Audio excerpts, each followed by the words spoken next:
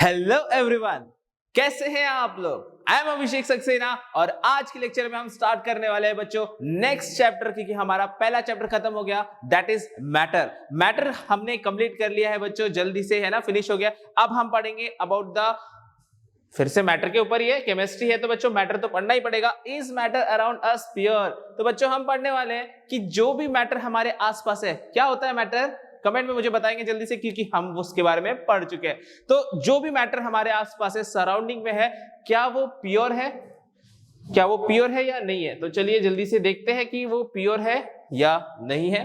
Okay, so we can say कि हमारे आसपास जितनी भी चीजें हैं वो मैटर ही। देखो यहाँ पे अर्थ बना हुआ है, मतलब मैंने साइंस के बारे में आपसे कहा था, व्हाट इज साइंस, की साइंस एक पूरा यूनिवर्स होता है। तो वैसे ही जितनी भी चीजें हमारे आसपास है, चाहे लिविंग हो चाहे नॉन लिविंग हो, वो सारे के सारे मैटर होते हैं। और बच्चों हमें पता करना है कि ये मैटर प्योर है कि इम्प्योर है। तो देखते हैं what is the broad classification of matter.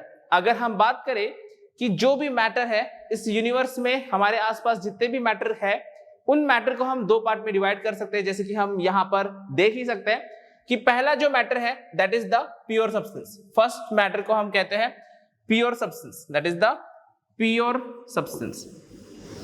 जितने भी हमारे सराउंडिंग में मैटर होंगे उनमें से बहुत सारे प्योर सब्सटेंस में आएंगे और बहुत सारे अनदर इज इम्प्योर सब्सटेंस। इनको इम्प्योर सब्सटेंस की जगह पर हम कहते हैं मिक्सचर्स बच्चों, इसे हम मिक्सचर्स भी कहते हैं। सो मैटर इज क्लासिफाइड, देखो लास्ट चैप्टर में हमने मैटर को सॉलिड, लिक्विड और गैस में क्लासिफाई किया था। इस चैप्टर में हम क्लासिफाई करते हैं मैटर को pure substance and impure substances. अब अगर हम इनके आगे की बात करें, देखिए सबसे पहले हम प्योर सब्सटेंस के बारे में समझेंगे, फिर हम समझेंगे कि व्हाट आर इम्प्योर सब्सटेंस या फिर मिक्सचर्स, और फिर प्योर सब्सटेंस को क्लासिफाई करेंगे। जैसे कि हमारे पास है एलिमेंट एंड कंपाउंड। एलिमेंट के बारे में पढ़ेंगे एंड कंपाउंड्स के बारे में पढ़ेंगे, और जो मिक्सचर्स है उसमें भी दो टाइप पढ़ेंगे, homogeneous mixture and heterogeneous mixture. तो बच्चों हमारे पास यहाँ पर अलग अलग टाइप के मिक्सचर्स के बारे में भी हमें डिस्कस करना है, और किस तरीके से ये रहेगा यहाँ पर डायग्रामेटिक वे में हम समझने की कोशिश करते हैं। देखो बच्चों, प्योर सब्सटेंस का मतलब होता है ऐसे सब्सटेंस जो सिर्फ एक ही टाइप के मटेरियल से बना हुआ है या सिंगल सब्सटेंस से बना है। Pure substances are the substances which are made up from one type of substance only. So you can see here all the particles are green in colour in same structure, but again अब ये क्या है, actually ये वाला है element, क्योंकि ये सिर्फ एक ही टाइप से बना हुआ है। एक्चुअली हम इन सबको डिटेल में पढ़ेंगे, बट ये है एलिमेंट के बारे में। और ये है हमारा कंपाउंड। कंपाउंड में एक से ज्यादा पार्टिकल हो सकता है, this is the representation for compound. And this is homogeneous mixture, this is homogeneous mixture, and this is for heterogeneous mixture. अब देखो बच्चों, इनके बारे में हम डिटेल में हम एक एक करके पढ़ेंगे कि क्या होता है।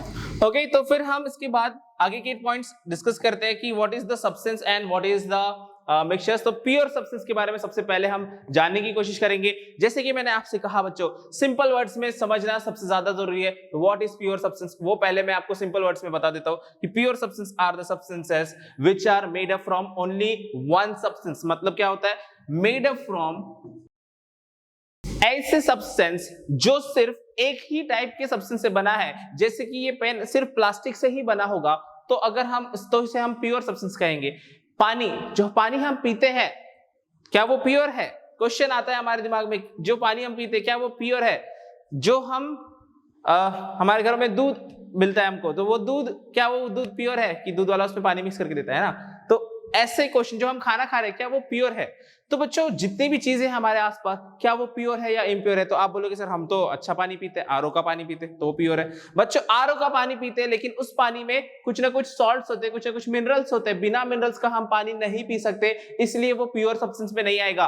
क्यों नहीं आएगा? क्योंकि प्योर सब्सटेंस में हमने क्लियरली कहा कि substance which has only one component, उसमें सिर्फ एक ही कंपोनेंट होना चाहिए। A pure substance is one that has uniform composition. अब देखो, पहला तो मैंने आपको बता दिया कि सिर्फ एक ही कंपोनेंट होना चाहिए। व्हाट आई सेड कि एक ही सिंगल कंपोनेंट होना चाहिए, सिर्फ एक ही चीज होनी चाहिए उसमें, दूसरा है a pure substance has one that has uniform composition। अब देखो यूनिफॉर्म मतलब क्या होता है बच्चों, यूनिफॉर्म, बहुत दिन से आप लोग यूनिफॉर्म नहीं पहने हो, है ना, बहुत दिन से यूनिफॉर्म नहीं पहने हो बच्चों।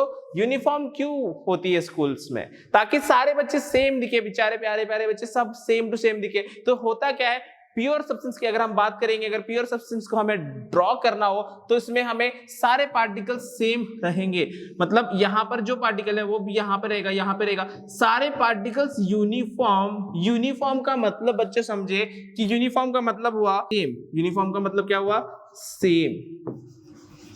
यूनिफॉर्म का मतलब हुआ सेम। क्लियर है बच्चों यहां तक के? Then uniform composition and always have the same texture. अब देखो यहां पर कुछ और पॉइंट्स दिए, सेम टेक्सचर होना चाहिए, same texture, same colour and same taste at the given temperature and pressure. अब देखो टेम्परेचर और प्रेशर चेंज करते हैं तो केमिकल रिएक्शन होती है, लेकिन अगर आपने टेम्परेचर और प्रेशर चेंज नहीं किया, छोड़ो इसको, छोड़ दो फिलहाल के लिए, सिर्फ इतना ध्यान दो कि प्योर सब्सटेंस ऐसा सब्सटेंस है जो एक चीज से बनता है। इसका एग्जांपल अगर आप पूछेंगे सर हम जो पानी पीते हैं वो अगर प्योर नहीं है तो क्या रहेगा प्योर, तो बच्चों आपने जो लैब में या फिर हम जिस वाटर को हम डिस्टिल वाटर कहते हैं, डीमिनरलाइज्ड वाटर कहते हैं, जैसे कि आपके घर में अगर इन्वर्टर होगा तो इन्वर्टर की बैटरी में हम जो पानी यूज करते हैं, या अगर आपके घर में कार होगी तो उसमें हम एक अलग टाइप का पानी यूज करते हैं। वो पानी हम घर के नल से नहीं लेते, टैप वाटर हम नहीं यूज करते, हमें वो स्पेशल पैक वाटर खरीदना पड़ता है उसको और उसे यूज करना पड़ता है। तो वो जो पानी है वो हुआ हमारा प्योर सब्सटेंस। क्यों, कैसे होगा वो हम देखेंगे एक एक पॉइंट। मतलब सबसे पहला पॉइंट कि it is made up from one substance, मतलब कि वो एक ही सब्सटेंस से बना रहेगा। दूसरा उसका कंपोजिशन, मतलब कहीं पे भी आप चले जाओ वो सेम टू सेम रहने वाला, यूनिफॉर्म रहने वाला है। उसका टेक्सचर, टेक्सचर मतलब कि उसका जो शेप है, उसका जो स्ट्रक्चर है। टेक्सचर का मतलब बच्चों, टेक्सचर मतलब स्ट्रक्चर के बारे में कह सकते हैं हम कि जो उसके पार्टिकल है उनका स्ट्रक्चर सेम रहेगा, कलर सेम रहेगा और टेस्ट सेम रहेगा। Then it is not possible to change the composition of pure substance by any physical method। तो बच्चों देखो कि फिजिकल, देखो कंपोजिशन उसका फिक्स रहेगा। अब कंपोजिशन का मतलब क्या होता है बच्चों कि वो किससे बना है। कंपोजिशन मतलब from which it is made up of. Okay, so composition मतलब कि जो पार्टिकल, जो भी सब्सटेंस है वो किन से बना हुआ है, तो from which it is made up of. तो जो भी सब्सटेंस है वो किस चीज से बना हुआ है, इसको हम समझते हैं हमारे बोर्ड पर। पहला पॉइंट तो हमने देखा it is made up from same substance, और पहला पॉइंट हमने देखा it is made up from same substance. दूसरा उसका कंपोजिशन यूनिफॉर्म रहेगा। Okay, and finally its texture, colour, taste, everything is same and it will not change with the physical method. Physical method से change नहीं होगा। और यहां पर हमारे पास में इसका क्लासिफिकेशन, हम एलिमेंट्स को किस में क्लासिफाई करते हैं उससे पहले it has fix boiling point and melting point. देखो बच्चों ये एक स्पेशल प्रॉपर्टी है प्योर सब्सटेंस की। अगर हमें चेक करना है कि वो सब्सटेंस प्योर है कि नहीं है तो आपको पहले उसका स्टैंडर्ड, जैसे एग्जांपल के तौर पे मैं वाटर का कहूं, वाटर आपको चेक करना है कि वो प्योर है या नहीं, तो वाटर, प्योर वाटर का बॉइलिंग पॉइंट होता है 100 डिग्री सेल्सियस। तो आप अपने घर के टैप वाटर को ले लेना और उसको बॉईल करके देखना, तो वो अगर 100 डिग्री सेल्सियस पे बॉईल होगा तो वो ज्यादा प्योर है। लेकिन मैं कंफर्म कहता हूं कि टैप वाटर 100 डिग्री सेल्सियस पे बॉईल नहीं होगा, कुछ टेम्परेचर ऊपर नीचे होगा। उसका रीजन होगा कि वो जो वाटर है उसमें कुछ सॉल्ट, उसमें कुछ मिनरल्स एडेड है और उसी वजह से वो इम्प्योर है बच्चों। एंड प्योर सब्सटेंस को हम दो टाइप में डिवाइड करते हैं, देखो एलिमेंट्स एंड कंपाउंड, जो कि हम आगे पढ़ेंगे। अब मैं पहले आपको समझा देता हूं कि प्योर सब्सटेंस के बारे में थोड़ा सा डिटेल्स में हम डिस्कस कर लेते हैं कि क्या एग्जैक्टली होता है। ओके, सो अब हम बात करते हैं यहाँ पर प्योर सब्सटेंस की। अगर मैं आपसे कहूं कि प्योर सब्सटेंस के बारे में मैंने अभी कहा आपसे, तो व्हाट इज प्योर सब्सटेंस, तो प्योर सब्सटेंस क्या रहेगा बच्चों। प्योर सब्सटेंस में मैंने कुछ पॉइंट्स बताए। सबसे पहला पॉइंट आप ध्यान में रखेंगे, पहला पॉइंट क्या बताया, फर्स्ट पॉइंट है कि it is made up from only one substance, सिर्फ एक ही सब्सटेंस से बना रहेगा, ओनली वन सब्सटेंस। अगर वो एक चीज से बना हुआ है तो वो उसी से बना रहेगा। जैसे कि अगर हमारे घर में पानी की अगर मैं बात करूं कि वो H2O से बना है तो सारे का सारा वो H2O से ही बना होना चाहिए। ऐसा नहीं है कि हमारा जो वाटर है, अब देखो इसमें एक और चीज हमने ये भी पढ़ी थी, यूनिफॉर्म कंपोजिशन। एक और बात मैंने यहां पर बताया था, सेकेंड पॉइंट था यूनिफॉर्म कंपोजिशन। इसका मतलब और इसका मतलब कि एक ही टाइप के सब्सटेंस से बना है, और दूसरा यूनिफॉर्म कंपोजिशन मतलब आप कहीं पे भी चले जाओ, यहां पर भी सेम है, यहां पर भी सेम है, सब तरफ सेम रहेगा। देन अगेन उसके प्रॉपर्टीज जैसे कि उसका कंपोजिशन है। अब देखो इसमें एक और पॉइंट ऐसा आता है, प्योर सब्सटेंस की खास बात देखो, it is universal, it is same in universe. Same in universe मतलब ये पॉइंट बहुत ही इंपॉर्टेंट है बच्चों समझने के लिए। ये पॉइंट बहुत ज्यादा इंपॉर्टेंट इसलिए है बच्चों क्योंकि अब जैसे कि मैं पानी का एग्जांपल ले रहा हूं आपसे बार बार, वाटर का। अब देखो ये जो वाटर है ये तो वो सबकी रिक्वायरमेंट है, तो मेरे घर में जो पानी आता है वो H2O है, और आप लोग बहुत ही ज्यादा होशियार हो इसलिए आपके घर में क्या सुपर वाटर आता है, H3O आता है आपके घर में। मुझे कमेंट में बताएंगे कि आपके घर में H3O आता है कि H5O आता है कि क्या आता है, क्योंकि मेरे पास तो H2O आता है एज अ वाटर। तो दुनिया में आप कहीं पे भी चले जाओ, इसका आंसर है कि दुनिया में आप कहीं पे भी चले जाओ, मेरे घर में हो, मेरे पास पानी जो है वो भी H2 है, आपके पास जो पानी होगा वो भी H2 है, इंडिया का पानी हो तो भी H2 है, अमेरिका का पानी हो तो भी H2 है, चाइना का रहो कहीं का भी रहो, पानी तो H2 ही रहने वाला है। कहने का मतलब है कि प्योर सब्सटेंस यूनिवर्सल होते हैं। अगर यहाँ मेरे पास जो है, अगर मैंने वाटर की बात की तो वाटर, अगर मैंने सॉल्ट की बात की मतलब मेरे पास NaCl है, तो मेरे घर का नमक NaCl और आपका घर का क्या गोल्ड का बन जाएगा? नहीं बच्चों, ऐसा नहीं होता, दोनों का सेम ही रहेगा। मतलब प्योर सब्सटेंस सब जगह सेम होता है, यही कहना चाहता था मैं। इसके बाद हम आगे बढ़ते हैं और प्योर सब्सटेंस की क्लासिफिकेशन की एलिमेंट्स और कंपाउंड्स के बारे में बात करेंगे। तो एलिमेंट्स के बारे में सबसे पहला हमें समझना पड़ेगा कि व्हाट आर एलिमेंट्स। एलिमेंट्स तो सबसे पहले हमने देख ही लिया कि एलिमेंट्स होता क्या होता है बच्चों, एलिमेंट्स क्या होता है। Okay, elements are one of the type of pure substance, मतलब ये भी एक प्योर सब्सटेंस है which are made up of only one kind of atom। अब देखो यहां पर एटम का वर्ड है, एटम क्या होता है? सबसे पहले आप पूछेंगे कि सर एटम तो आपने कभी बताया नहीं। Atom is the fundamental unit of matter. जैसा सेल के बारे में आप जानते हैं कि जो भी लिविंग थिंग्स है, all living things are made up from cell, ऐसा बोला था आपने, पढ़ा है आपने कि सेल जो होता है वो लाइफ का फंडामेंटल यूनिट है। जितने भी लिविंग ऑर्गेनिज्म है वो सेल से बनते हैं। वैसे ही जितने भी यूनिवर्स में मैटर है, यूनिवर्स में जितने भी मैटर है वो किससे बने रहेंगे? एटम से बने रहेंगे। और अगर वो एटम एक ही टाइप का रहा, मतलब देखो प्योर सब्सटेंस, एलिमेंट के बारे में बात करें बच्चों, एलिमेंट के बारे में, only one atom, only one type of atom, मतलब सिर्फ इसमें एक ही टाइप का एटम आ सकता है, एक से ज्यादा नहीं आएंगे। मतलब अगर मेरे पास कोई सब्सटेंस है जिसमें सिर्फ हाइड्रोजन आ रहा है, सिर्फ हाइड्रोजन हाइड्रोजन हाइड्रोजन आ रहा है, तो वो हाइड्रोजन का एलिमेंट हो गया। अगर मेरे पास ऑक्सीजन ऑक्सीजन ऑक्सीजन आ रहा है तो वो ऑक्सीजन का एलिमेंट हो गया। अगर मेरे पास नाइट्रोजन, मतलब कोई भी एक सब्सटेंस अगर मेरे पास आ रहा है तो वो हो गया एलिमेंट। मतलब एक ही एटम आना चाहिए, एक से ज्यादा एटम नहीं आना चाहिए, वो कंपाउंड। अगर एक से ज्यादा एटम आता है तो वो कंपाउंड आएगा, ठीक है। Only made up of only one kind of atom, they can not be सब डिवाइडेड इनटू सिंपलर पार्ट। मतलब देखो अब एक एटम से बना है, वो बेचारा एक एटम से बना है, एटम सबसे छोटा होता है, उससे छोटा कुछ नहीं होता, मतलब उसके अंदर होता है छोटा, लेकिन मैटर में सबसे छोटा हम एटम को पकड़ते हैं। So it can not be divided, मतलब सबसे सब डिवाइडेड नहीं होता, कैन नॉट बी सब डिवाइडेड, उसको और तोड़ नहीं सकते। जैसे कि यहाँ पे डायग्राम में आप देख रहे हो, this is the virtual diagram of atom, इसको हम और तोड़ नहीं सकते, इसको तोड़ के हमारे पास कुछ नहीं बचेगा। इलेक्ट्रॉन प्रोटॉन न्यूट्रॉन आता है, वो हम नेक्स्ट चैप्टर में पढ़ेंगे। Then it is into simpler parts by chemical means, मतलब आप कोई भी कुछ भी कर लो, केमिकल मेथड लगा लो। देखो फिजिकल तो फुद्दू होती है, फिजिकल से तो कुछ होता नहीं है, तो फिजिकल मेथड लगा लो या केमिकल मेथड लगा लो, कोई फर्क नहीं पड़ने वाला, ये चेंज नहीं होगा, मतलब इसमें से कोई सिंपलर सब्सटेंस नहीं बनेगा, ठीक है बच्चों।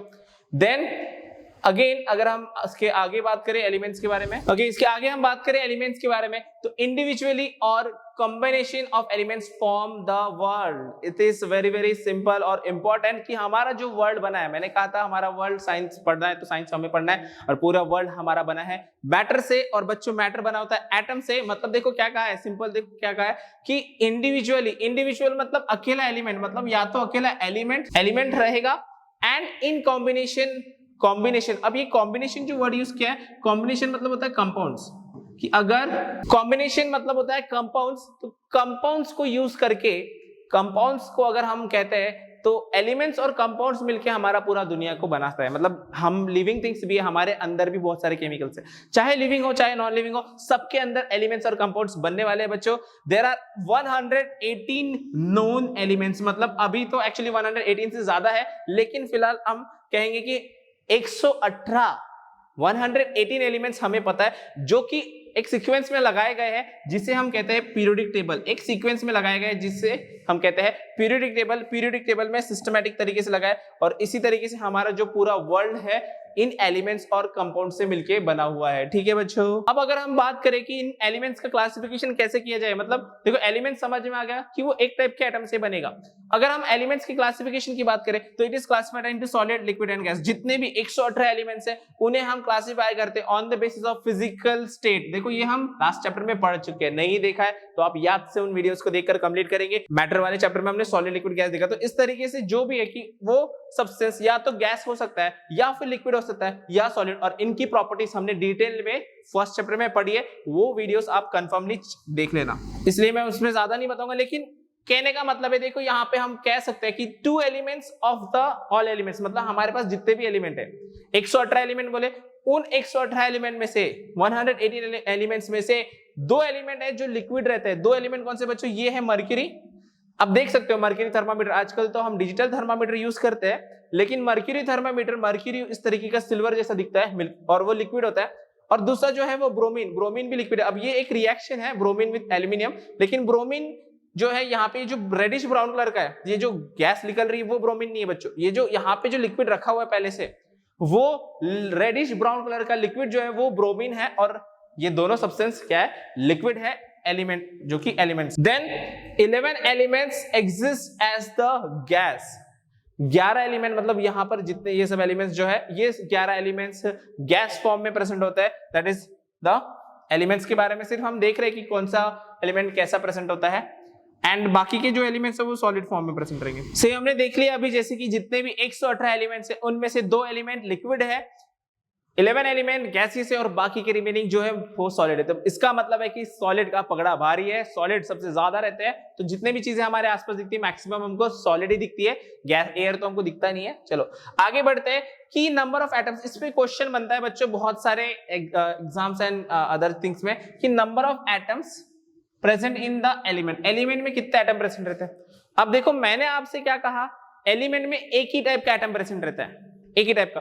तो बच्चों कभी कभी क्या होता है कि ये जो एलिमेंट है वो अकेला ही रहता है, मतलब अकेला वो सुपरमैन रहता है ना। सुपरमैन अकेला रहता है ना, उसको किसी की जरूरत नहीं है हेल्प की, तो सुपरमैन की तरह वो अकेले रहते हैं। तो जो नोबल गैसेस है, कौन से बच्चों?